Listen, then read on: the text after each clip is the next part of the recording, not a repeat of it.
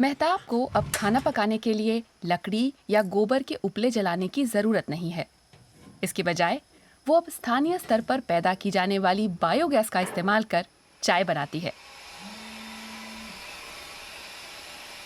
मैं अब बहुत खुश हूँ। पहले मुझे जानवरों के गोबर को सुखाना और जलाना पड़ता था।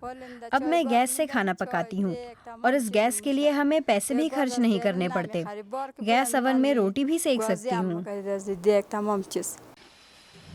अफगानिस्तान में खासतौर पर ग्रामीण इलाकों में अफगान महिलाओं का जीवन बहुत मुश्किल है, क्योंकि इस गरीब देश में अधिकांश लोगों तक बिजली जैसी जीवन की बुनियादी सुविधाएं नहीं पहुंची हैं।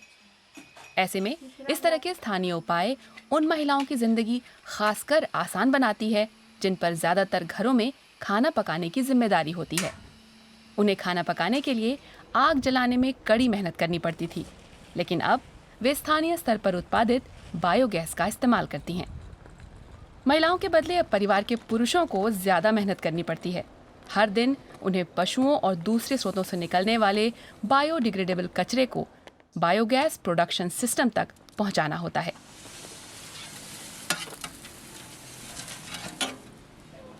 इस कचरे से रसोई घर में जलाने लायक बायोगैस बनाना कड़ी मेहनत का काम है। मोहम्मद हुसैन मिर्जाई ने इस प्रक्रिया को समझने के लिए गैर सरकारी संगठनों से ट्रेनिंग ली है।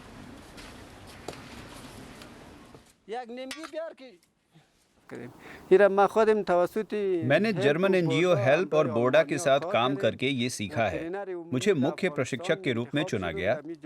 मैंने ऐसे गैस प्रोडक्शन सिस्टम अफगानिस्तान के कई हिस्सों में बनाए हैं। पशुओं के गोबर और बायोडिग्रेडेबल कचरे को एक टैंक में डाला जाता है और बाद में उसमें पानी मिलाया जाता है।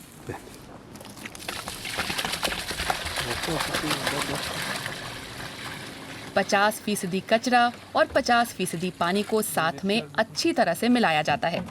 इस मिश्रित सामग्री को एक वाल्व के माध्यम से एक दूसरी बंद टंकी में भेजा जाता है।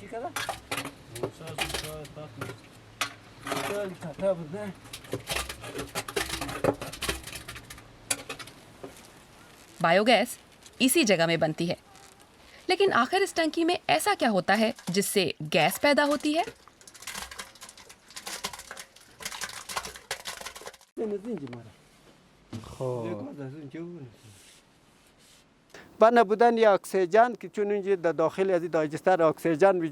इस डाइजेस्टर के अंदर बिल्कुल भी ऑक्सीजन नहीं होती। ऑक्सीजन की अनुपस्थिति और 18 डिग्री सेल्सियस से ऊपर तापमान होने के कारण यहाँ बैक्टीरिया सक्रिय हो जाते हैं और वे मीथेन गैस पैदा करने लगते हैं।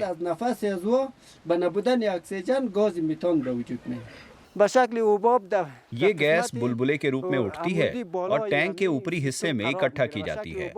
फिर इसे पाइप के जरिए किचन में ट्रांसफर किया जाता है। वहाँ हमारे पास एक मैनोमीटर है जो गैस के दबाव को मापता है।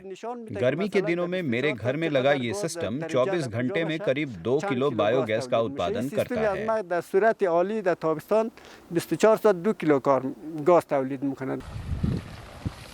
टैंक में बनी गैस के दबाव के कारण इसमें से पानी बाहर निकलता है। इस पानी का इस्तेमाल पेड़ों की सिंचाई में किया जाता है।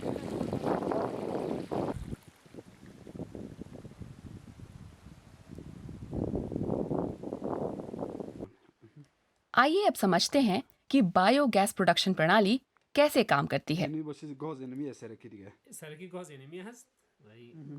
چیزی که شما در نقشه می‌بینید اینجا سیستم به حساب دستگاه بایوگاز است। ये बायोगैस सिस्टम का एक छोटा सा नमूना है।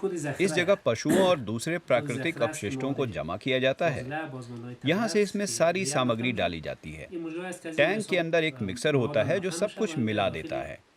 यहाँ से पानी और दूसरी बायोडिग्रेडेबल सामग्री डाली जाती है। थोड़ी देर बाद टैंक में गैस बनने लगती है। गैस के प्रेशर के कारण यहाँ से पानी और कचरा बाहर निकलने लगता है।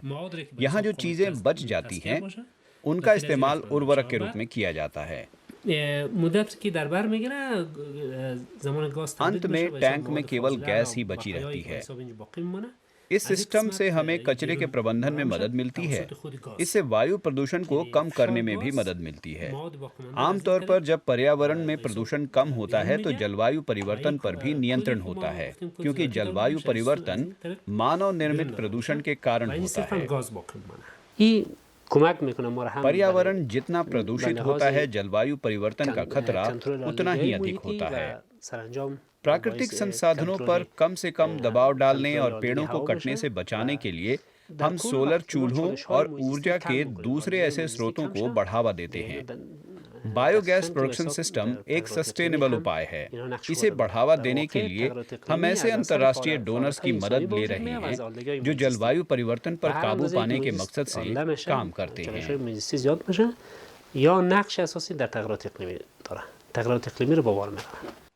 उनका विभाग और लोगों को ऐसे सिस्टम लगाने के लिए प्रोत्साहित कर रहा है। प्राकृतिक संसाधनों पर दबाव घटाने और पेड़ों की अवैध कटाई को कम करने के लिए हम सोलर चूल्हे जैसे दूसरे इको फ्रेंडली सिस्टम को भी बढ़ावा देते हैं। लेकिन बायोगैस उत्पादन प्रणाली एक कहीं अधिक टिकाऊ तरीका है। इसके लिए हमें ऐसे मददगारों की तलाश रहती है जिनका लक्ष्य पर्यावरण को बचाना है। مبارزه با تغییرات اقلیمی کار میکنن، بیشتر سیستم بایوگاز استفاده شه بهتره. इसके साथ ही लोगों को इस बात की ट्रेनिंग देनी होती है कि बायोगैस सिस्टम को ज्यादा से ज्यादा सुरक्षित कैसे बनाया जाए। इसकी एक कमी ये है कि इसमें विस्फोट होने का खतरा रहता है। इस तरह की स्थानीय पहल का भले ही पर्यावरण पर बहुत छोटा सा असर पड़ता हो, लेकिन जब अधिक से अधिक लोग ऐसा सोचने लगेंगे तो इसका असर भी बड़ा हो जाएगा।